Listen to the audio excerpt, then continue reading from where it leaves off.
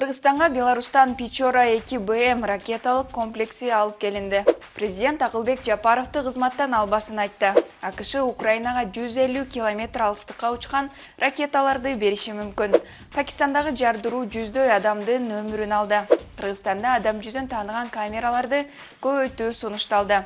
Орусияда 9000ден ашык адам мыйзамсыз мобилизацияланганы ачыкталды. Сот Каракалпакстандагы активист Даулетмурат Тажимуратовду 16 жылга эркинен ажыратты. Апта ичиндеги ушул жана башка дүйнөдөгү жана Кыргызстандагы маанилүү кабарларды мен Нурайда Жекшенова айтып берем. Саламатсызбы?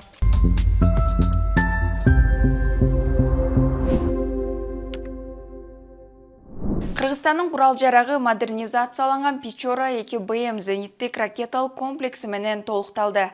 Жаңы курал Беларустан алып келинди. Бийлик абадан коргонуу системасы казынадагы каражатка сатып алынганын билдирди. Ракеталык комплекс коргоо министрлигинин абадан коргонуу күчтөрүнүн куралдануусунда болот.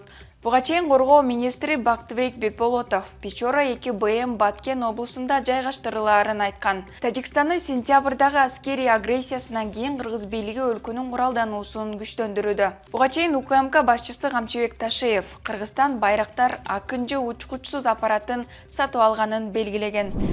1 февралда президент Садыр Жапаров кабар агенттигине курган маегинде министрлер кабинетинин башчысы Акылбек Жапаровду кызматтан албай турганын айтты. Өлкө башчы ким эле салыктын түрлөрүн көбөйтөм деген кишини жакшы көрсүн деп белгиледи.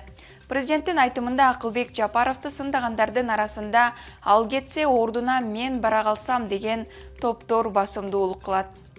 Соңку аптада социалдык тармактарда Акылбек Жапаровдун дарегине сындар айтылды.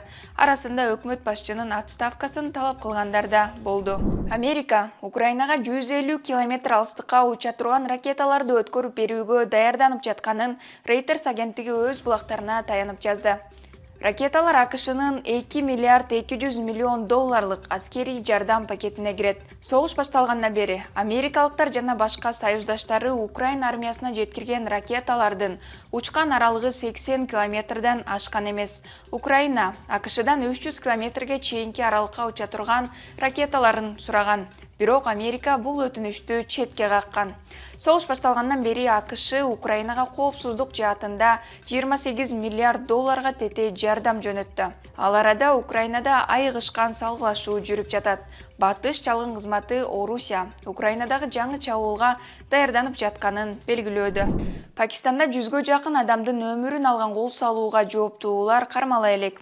30 январда Пешавар шаарында мечитте жанкечти намаз маалында өзүн жардырган. Мечит полиция жайгашкан райондо орун алгандыктан бешим намазына келгендердин көпчүлүгү күч түзүмдөрүнүн кызматкерлери болушкан. Мечиттин ичинде 300дөй адам болгон. 200дөн ашуун киши жаракат алып, ооруканага түштү. Премьер-министр Шапкаш Шариф жарадар болгондордон кабар алып, күнөөкөрлөрдү катуу жазалоого убада берди. Адегенде пакистандык талиптер бул үчүн жоопкерчиликти өзүнө алган. Бирок кийинчерээк мечитке кол салуу алардын саясатына кирбей турганын айтып, баштапкы билдирүүсүн төгүндөштү. Улуттар уюмунун баш катчысы Антонио Гутерриш кол салууну айыптады. Бул жардыруу Пакистандын коопсуздук күчтөрүнө жасалган эң ири чабуулдардын бири болду. Бишкекте адамды жүзүнөн тааныган камералар иштей баштады. Ички иштер министрлиги билдиргендей, өлкө боюнча коомдук жайларда 2170ден ашык видео камера иштеп жатат. Анын 500дөн ашыгы ыкчам башкаруу борборуна онлайн көзөмөлдөө үчүн кошулган. Министрликтен бул камералар коомдук тартипти сактоо, укук бузууларды аныктоо жана ыкчам чараларды көрүү максатында коюлганын билдирди. Азыр Бишкектин ар бир районуна байкоочу камераларды орнотуу боюнча иш-чаралар жүрүүдө. Адамды жүзүнөн тааныган камералар 360 градуска айланып 500 метрге чейинки аралыкты тартат. Былтыр аталган камералар аркылуу Бишкекте 3,5 миңдей кылмыш окуялар аныкталган. Белгилүү болгондой, буга чейин өлкөдө коопсуз шаар камералары орнотулган. Камералар тууралуу сиздин оюңуз кандай? Пикириңизди жазыңыз. Орусияда мыйзамсыз мобилизацияланган 9000ден ашуун адам үйлөрүнө кайтарылды. Муну баш прокурор Игорь Краснов Владимир Путин менен жолугушуусунда моюндады. Ал кайтарылгандардын арасында ден соолугуна байланыштуу мобилизацияланбашы керек болгондор да бар экенин, мындай иш-чара көптөн бери өткөрүлбөгөндүктөн кемчиликтерди жоюуга негиздүү көйгөйлөр болгонун кошумчалады.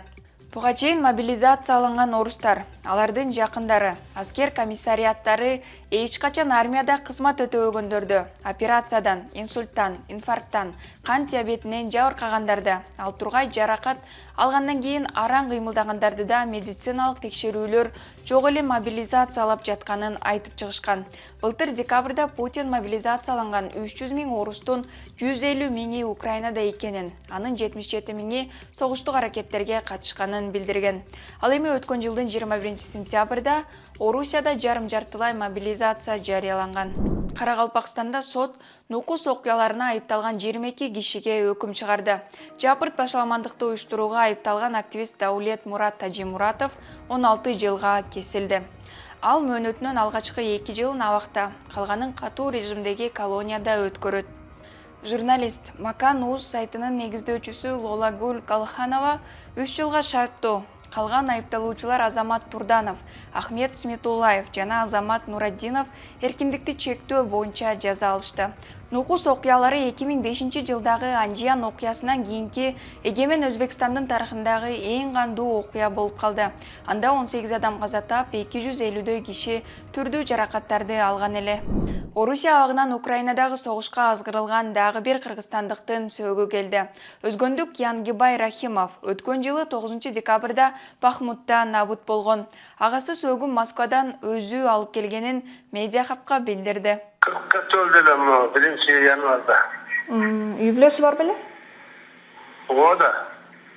Канча баласы бар? Кенже укам эле. Апам ошон деле, апам чоң эшик деле. Апам баласы бар. 4 жашар, чоң 8 жашар болду.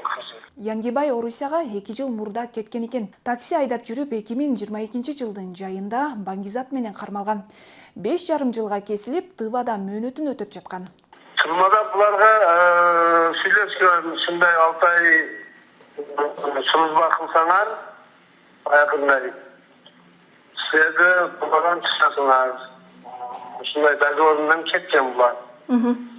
Мен айтканымды кой өтүрө десем, берде өзүбүздүн кыргызстандык балдар болгон. Жаллабадтан, ар жактан, Советтен. Birinci oşalar ketken, barıp uğazgan detken, sözün yakı gelir, kızarak bu, kızalasa 6 ayda çıkıp gider. Anam menge aytpay bu barıp, keyin maga bir çaldı, men üstürekede işte atam, bunday, azır üstürekede çıktık, bir süylösün, su boydan süylöp yok. Янгибай Рахимовдун өлгөндүгү тууралуу справкада өлүм себеби аскердик операция учурундагы жардыруудан деп жазылган. Шертай Рахимов иниси ал жака кимдер менен барганын так билбейт. Бирок Вагнердин жеке аскердик компаниясы Орусия абактарын түрө кыдырып миңдеген адамды эркиндикке чыгаруу, ири акча берүү убадасы менен кан майданга азгырып келет. Кандайдыр бир компенсация жана убада кылган акчаларын бериштеби Орусия тарап? Ошо ким алып кетсе? Жок, аяктан мага 100 000 акча берген, билет похорон деп. Ушул башка 100 000 рубль ба? Барып коюп, 100 000 рубль берген.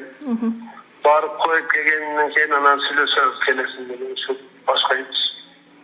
Эми барганда сүйлөшөм. Айгышкан кармаш жүрүп жаткан Бахмут шаарында ноябрда дагы бир кыргызстандык окко учканы белгилүү болду.